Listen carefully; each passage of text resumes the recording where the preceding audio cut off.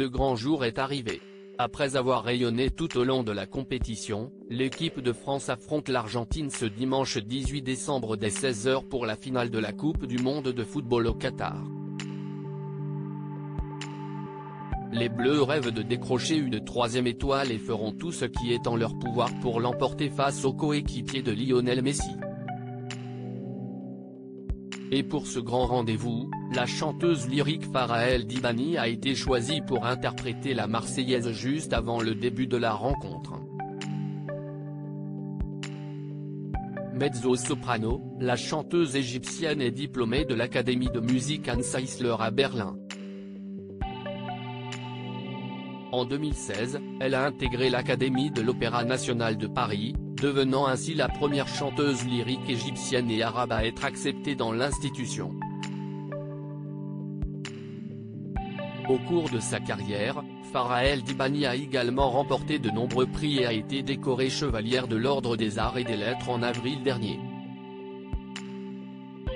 C'est d'ailleurs à cette même période qu'elle a été désignée pour chanter l'hymne national lors de la réélection d'Emmanuel Macron le 24 avril dernier au Champ de Mars.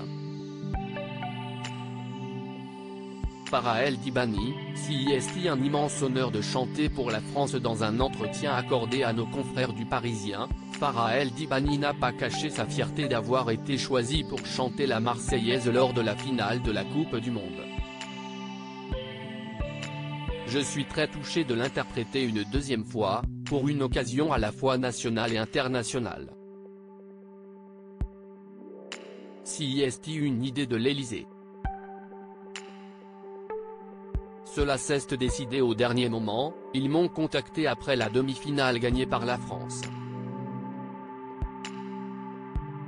Il fallait répondre tout de suite, je n'ai pas eu le temps d'hésiter, rire.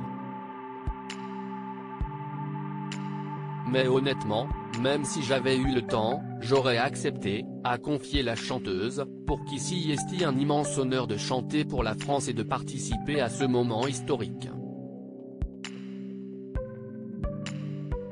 Cet événement a également une saveur particulière pour Farah El Dibani, originaire d'Égypte. En plus, la Coupe du Monde se passe dans ma région, la région arabe. Relier ma culture arabe et celle de la France, ce sera très touchant pour moi. Je sais que j'aurai des frissons en chantant. La première fois, déjà, j'ai ressenti une force, quelque chose de très profond. Cette fois, ça va être différent.